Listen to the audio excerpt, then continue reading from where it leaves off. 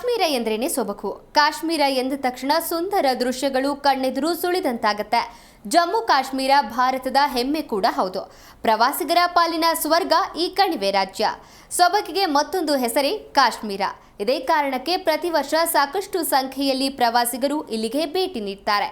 ಸುತ್ತಲೂ ಹಿಮ ಪರ್ವತಗಳು, ಎತ್ತರದ ಬೆಟ್ಟಗಳು, ಅವುಗಳ ನಡುವೆ ನಡೆಯುವ ಪಯಣ. ಈ ಭಾವನೆಯನ್ನ ಪದಗಳಲ್ಲಿ ವರ್ಣಿಸಲು ಸಾಧ್ಯವಿಲ್ಲ. ನೀವೇನಾದ್ರೂ ಕಾಶ್ಮೀರಕ್ಕೆ ಹೋಗಲು ಕನಸು ಕಂಡಿದ್ರೆ ನಿಮಗೊಂದು ಗುಡ್ ನ್ಯೂಸ್. ಕಾಶ್ಮೀರ ಎಂದ್ರೇನೆ ಸೊಬಗು.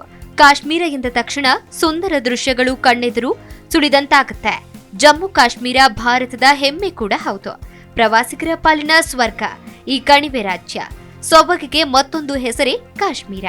ಇದೇ ಕಾರಣಕ್ಕೆ ಪ್ರತಿ ವರ್ಷ ಸಾಕಷ್ಟು ಸಂಖ್ಯೆಯಲ್ಲಿ ಪ್ರವಾಸಿಗರು ಇಲ್ಲಿಗೆ ಭೇಟಿ ನೀಡ್ತಾರೆ. ಮನಸ್ಸಿಗೆ ಆನಂದ ನೀಡುವ, ಬದುಕಿನ ಎಲ್ಲ ಜಂಜಾಟಗಳನ್ನ ಮರೆಯುವಂತೆ ಮಾಡುವ ಅಪೂರ್ವ ತಾಣಗಳು ಇಲ್ಲಿವೆ. ಇಂತಹ ತಾಣಗಳು ಪ್ರವಾಸದ ನೆನಪನ್ನ ಸದಾ ಹಸಿರಾಗಿ ಇರುವಂತೆಯೂ ಮಾಡುತ್ತೆ.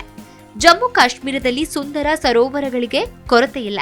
ಕಣ್ಮನ ಸೆಳೆಯುವ ಈ ಸರೋವರಗಳು ನಮಗೆ ಹೊಸ ಲೋಕದಲ್ಲಿ ವಿಹರಿಸಿದ ಅನುಭವವನ್ನ ತರುತ್ತೆ. ಸುತ್ತಲೂ ಹಿಮ ಪರ್ವತಗಳು, ಎತ್ತರದ ಬೆಟ್ಟಗಳು, ಅವುಗಳ ನಡುವೆ ನಡೆಯುವ ಪಯಣ. ಈ ಭಾವನೆಯನ್ನ ಪದಗಳಲ್ಲಿ ವರ್ಣಿಸಲು ಸಾಧ್ಯವಿಲ್ಲ. ನೀವು ಸಹ ಪ್ರೇಮ ಕಾಶ್ಮೀರಕ್ಕೆ ಹೋಗೋ ಪ್ಲಾನ್ ಮಾಡಿದ್ರೆ ಭಾರತೀಯ ರೈಲ್ವೆ ಕ್ಯಾಟರಿಂಗ್ ಮತ್ತು ಪ್ರವಾಸೋದ್ಯಮ ನಿಗಮ ನಿಮಗಾಗಿ ಸೂಪರ್ ಪ್ಯಾಕೇಜ್ ಪರಿಚಯಿಸಿದೆ. ಐಎಸ್ಆರ್ಟಿಸಿ ಈ ಪ್ರವಾಸ ಪ್ಯಾಕೇಜ್ ಅನ್ನ mystical Kashmir winter special X Hyderabad ಹೆಸರಿನಲ್ಲಿ ನೀಡುತ್ತಿದೆ. ಪ್ರವಾಸವು ಹೈದರಾಬಾದ್ನಿಂದ ವಿಮಾನದ ಮೂಲಕ ಪ್ರಾರಂಭವಾಗುತ್ತೆ. ಈ ಪ್ರವಾಸ ಪ್ಯಾಕೇಜ್ 5 ರಾತ್ರಿಗಳು ಮತ್ತು 6 ದಿನಗಳವರೆಗೆ ಇರುತ್ತೆ. ಈ ಪ್ರವಾಸದ ಭಾಗವಾಗಿ ಗುಲ್ಮಾರ್ಗ್, ಪಲ್ಗಾಮ್, ಸೋನ್ಮಾರ್ಗ್ ಮತ್ತು ಶ್ರೀನಗರದ ಅನೇಕ ಸ್ಥಳಗಳಿಗೆ ಭೇಟಿ ನೀಡಲಾಗುವುದು. ಮೊದಲ ದಿನ ಮಧ್ಯಾಹ್ನ 12:50ಕ್ಕೆ ಹೈದರಾಬಾದ್ನಿಂದ ವಿಮಾನ ಪ್ರಯಾಣ ಆರಂಭವಾಗಲಿದೆ. ರಾತ್ರಿ ಊಟ ಮಾಡಿ ಶ್ರೀನಗರದಲ್ಲಿ ಉಳಿದುಕೊಳ್ಳಬಹುದು. ಎರಡನೇ ದಿನ ಉಪಹಾರದ ನಂತರ ಚಿನ್ನದ ಹುಲ್ಲುಗಾವಲು ಎಂದು ಕರೆಯಲ್ಪಡುವ ಸೋನ್ಮಾರ್ಗ್ಗೆ ತೆರಳುತ್ತೀರಿ. ಎತ್ತರದ ಹಿಮದಿಂದ ಆವೃತವಾದ ಬೆಟ್ಟಗಳು ಮತ್ತು ಹಿಮದಿಂದ ಆವೃತವಾದ ರಸ್ತೆಗಳಿಂದ ವೀಕ್ಷಿಸುವ ನೀವು ಮಂತ್ರ ಮುಗ್ಧರಾಗ್ತೀರಿ. ತಾಜ್ವಾಸ್ ಗ್ಲೇಸಿಯರ್ ಈ ಪ್ರವಾಸದ ಪ್ರಮುಖ ಆಕರ್ಷಣೆಯಾಗಿದೆ. ಮೂರನೇ ದಿನ ಬೆಳಿಗ್ಗೆ ಗುಲ್ಮಾರ್ಗ್ಗೆ ಹೊರಡಿ. ಅಲ್ಲಿ ನೀವು ಹೂವಿನ ಸಾಲುಗಳ ರಸ್ತೆಗಳ ಮೂಲಕ ಪ್ರಯಾಣಿಸಿ ಗುಲ್ಮಾರ್ಗ್ ಗೊಂಡೋಲವನ್ನ ತಲುಪಿ ಅಲ್ಲಿನ ರೋಪ್ವೇ ರೈಡ್ ನಿಮ್ಮನ್ನ ಮಂತ್ರ ಮುಗ್ಧಗೊಳಿಸುತ್ತೆ. ಅದಕ್ಕೆ ತಗಲುವ ವೆಚ್ಚವನ್ನ ಯಾತ್ರಾರ್ಥಿಗಳು ಭರಿಸಬೇಕು. 4ನೇ ದಿನ ಪಹಲ್ಗಾಮ್ಗೆ ಹೊರಡಲಾಗುವುದು. ಸಮುದ್ರ ತೀರದಿಂದ 2440 ಮೀಟರ್ ಎತ್ತರದಲ್ಲಿರುವ ಈ ಪ್ರದೇಶದಲ್ಲಿ ಕಣಿವೆಯ ಸೊಬಗನ್ನ ವೀಕ್ಷಿಸಿ ಹಿಂತಿರುಗುವಾಗ ಕೇಸರಿ ಬೆಳೆ ಹಾಗೂ ಅವಂತಿಪುರದ ಅವಶೇಷಗಳನ್ನ ಕಣ್ತುಂಬಿಸಿಕೊಳ್ಳಬಹುದು. 5ನೇ ದಿನ ಟಿಫನ್ ಮುಗಿಸಿ ಶ್ರೀನಗರ ತಲುಪಿ ಅಲ್ಲಿ ಆದಿಶಂಕರಾಚಾರ್ಯ ದೇವಸ್ಥಾನಕ್ಕೆ ಭೇಟಿ ನೀಡಲಾಗುತ್ತೆ. ಸಂಜೆ ಸೂರ್ಯಾಸ್ತವನ್ನ ವೀಕ್ಷಿಸಲು ದಾಲ್ ಸರೋವರಕ್ಕೆ ಹೊರಡಲಾಗುವುದು. ಅಲ್ಲಿ ನೀವು ಚಾರ್ ಜಿನಾರ್ ನೋಡಬಹುದು. 6ನೇ ದಿನ ಹೌಸ್ ಬೋಟ್ನಿಂದ ಮೊಘಲ್ ಗಾರ್ಡನ್ಸ್ ಮತ್ತು ಬೊಟಾನಿಕಲ್ ಗಾರ್ಡನ್ಗೆ ಭೇಟಿ ನೀಡಿ ಅಲ್ಲಿಂದ ಶ್ರೀನಗರ ವಿಮಾನ ನಿಲ್ದಾಣಕ್ಕೆ ತೆರಳಲಿದ್ದೀರಾ. ಅಂದು ಸಂಜೆ ಶ್ರೀನಗರದಿಂದ ವಿಮಾನ ಪ್ರಯಾಣದ ಮೂಲಕ ಹೈದರಾಬಾದ್ ತಲುಪುವ ಮೂಲಕ ಪ್ರವಾಸ ಕೊನೆಗೊಳ್ಳಲಿದೆ. ಜಮ್ಮು ಕಾಶ್ಮೀರ ಪ್ರಯಾಣಕ್ಕೆ ಪ್ಯಾಕೇಜ್ ಶುಲ್ಕ ಸಿಂಗಲ್ ಆಕ್ಯುಪೆನ್ಸಿಯಲ್ಲಿ ಪ್ರಯಾಣಿಸಲು ಬಯಸಿದ್ರೆ ಪ್ರತಿ ವ್ಯಕ್ತಿಗೆ 43,670 ರೂಪಾಯಿ ಟಿಕೆಟ್ ದರ ನಿಗದಿಪಡಿಸಲಾಗಿದೆ. ಡಬಲ್ ಆಕ್ಯುಪೆನ್ಸಿ ಬಯಸಿದ್ರೆ 41,710 ರೂಪಾಯಿ ಟಿಕೆಟ್ ದರ ನಿಗದಿಪಡಿಸಲಾಗಿದೆ.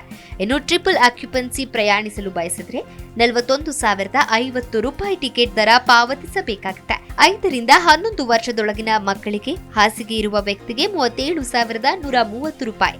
ಇನ್ನು 2 ರಿಂದ 4 ವರ್ಷದ ಮಕ್ಕಳಿಗೆ 27,990 ಪಾವತಿಸಬೇಕು.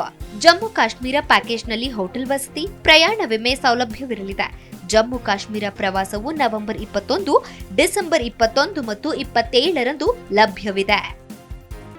ಜಿ ಕನ್ನಡ ನ್ಯೂಸ್ ಈಗ ನಿಮ್ಮ ಮನೆಯಲ್ಲೇ ನೋಡಿ. ಎಲ್ಲ ಕೇಬಲ್ಗಳಲ್ಲಿ ಈಗ ಲಭ್ಯ.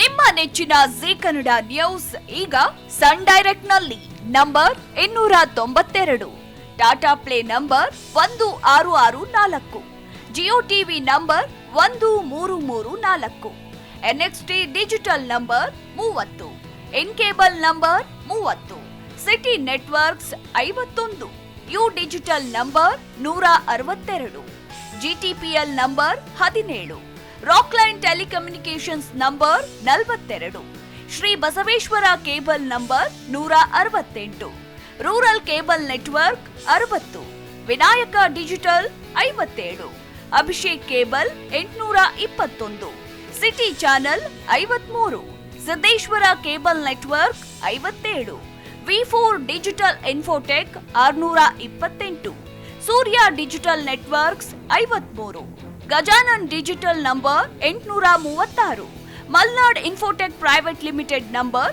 56, Metrocast number 830, victory digital number 167ರಲ್ಲಿ ನೋಡಿ ಆನಂದಿಸಿ.